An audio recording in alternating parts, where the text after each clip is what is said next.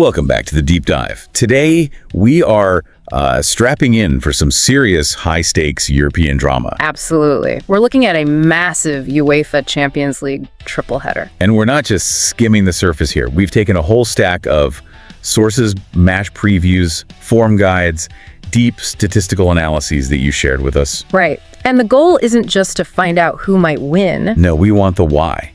We're looking for that one nugget of insight, that statistical quirk that really explains the prediction. Yeah. And, gives you the ultimate shortcut to sounding like you've done all the homework. Exactly. Our mission is to get past the simple predictions and into the rationale. We want to find those pressure points. Where does a historical pattern just completely override a team's recent form? Or which specific tactical flaw is most likely to lead to a goal? Precisely. If you want to really understand the dynamics of these games, this is the deep dive for you. Okay, let's lay it out. We've got 3 huge fixtures, and each one is a completely different kind of puzzle. First, the European classic, Real Madrid versus Manchester City, all about history and goals. Then you've got something brand new. Club Bro versus Arsenal. No history there, so it's all about right now, about stability. And finally, a match that history tells us is just a guaranteed goal fest. Benfica versus Napoli.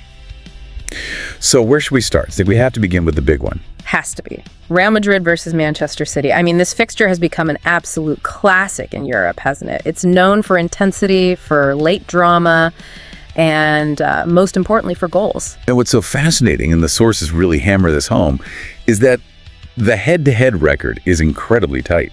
It's almost perfectly balanced. We're talking about, roughly equal wins for each side, a bunch of draws. So there's no psychological edge based on past results? None at all. That parity is key because it tells you why this is so hard to predict. The only thing you can consistently expect is, chaos. Okay, so let's drill down into Real Madrid. Yeah. How are they looking? The sources say they've been pretty decent at home. Very strong at the Bernabeu. I think the data said just 1 loss in their last 10 competitive matches there. That's a huge psychological foundation for them. But there's always a but with them, isn't there? There is, and this is where it gets really interesting.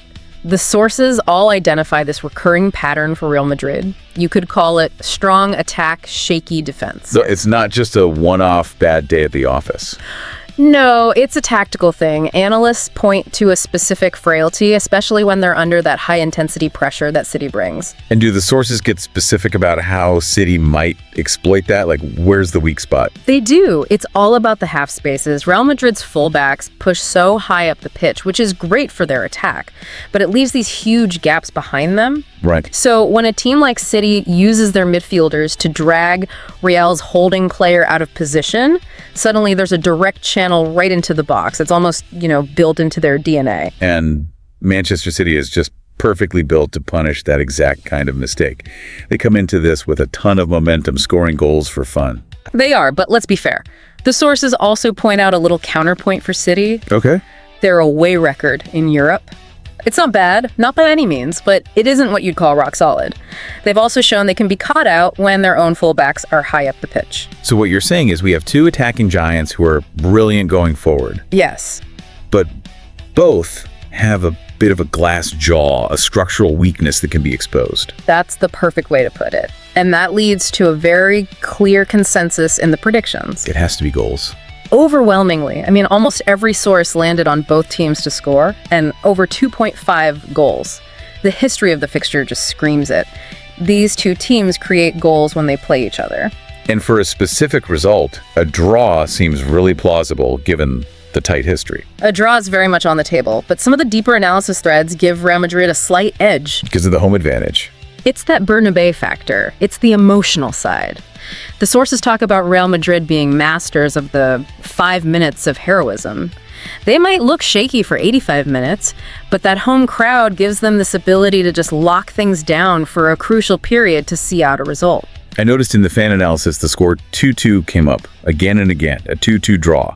Why that specific score? It's about that belief in parity we mentioned, the tight history, the known defensive flaws on both sides. Yeah. It just makes a high-scoring draw feel, almost inevitable. You're looking at a total of 4 or 5 goals. So the most likely outcomes are what? A 2-2 draw, or maybe a really dramatic 3-2 win for Real Madrid, the wild spectacle we were talking about. Okay, a fantastic breakdown of the chaos.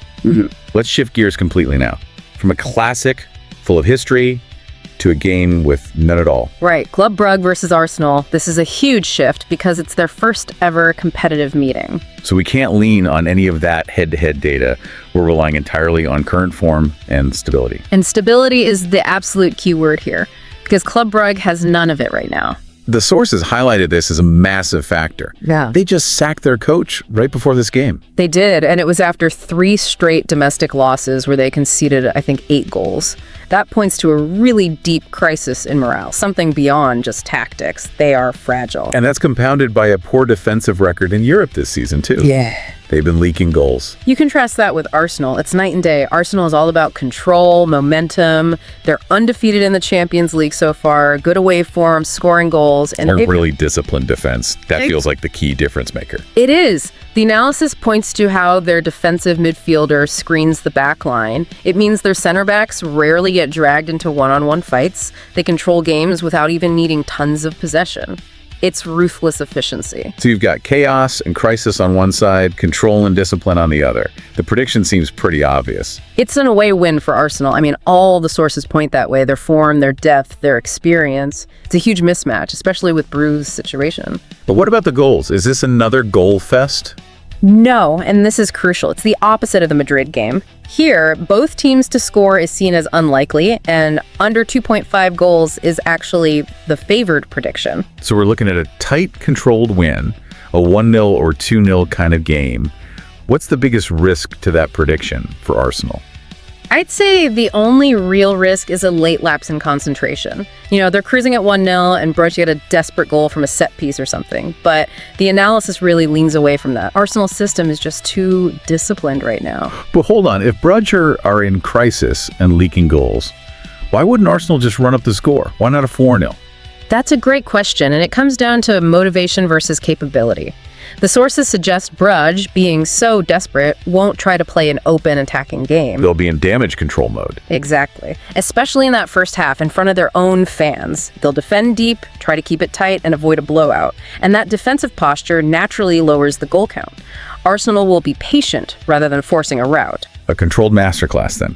A 1 or 2-0 grind.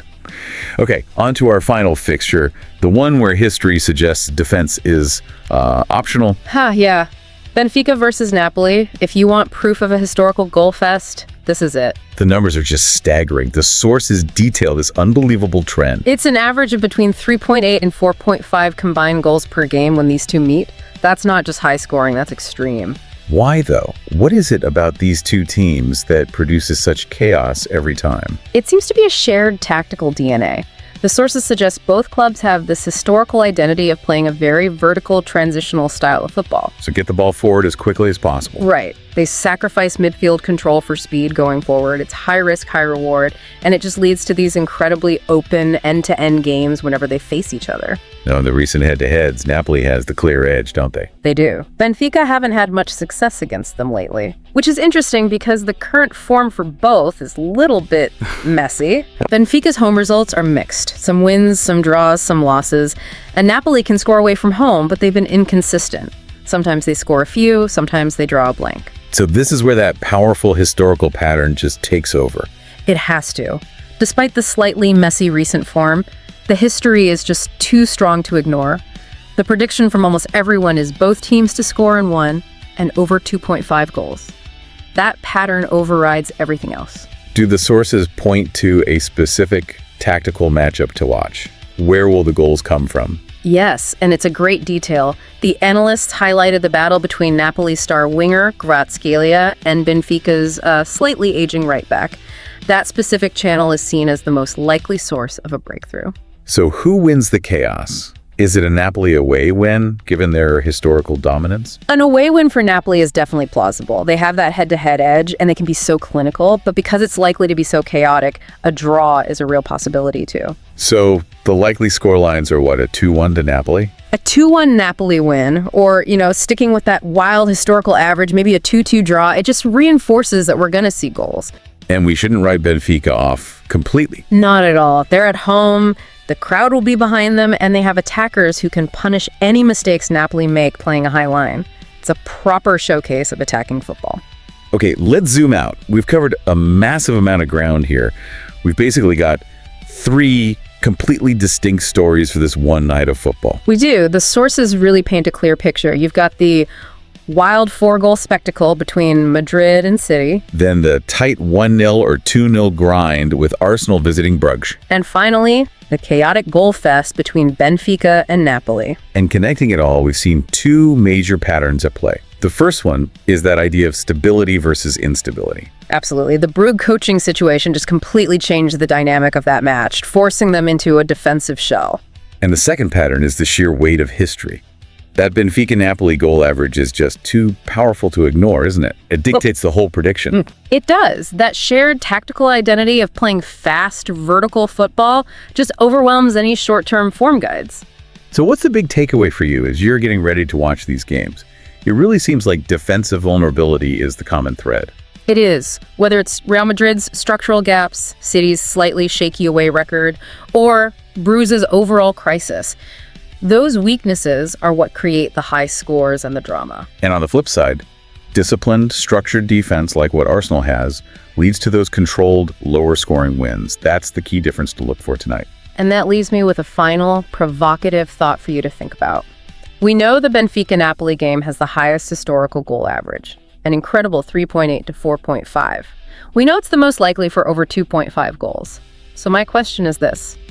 Does that sheer power of historical pattern, driven by a deep-seated tactical identity, actually make this chaotic goal fest the most predictable outcome of all three matches, even though both teams have mixed recent results?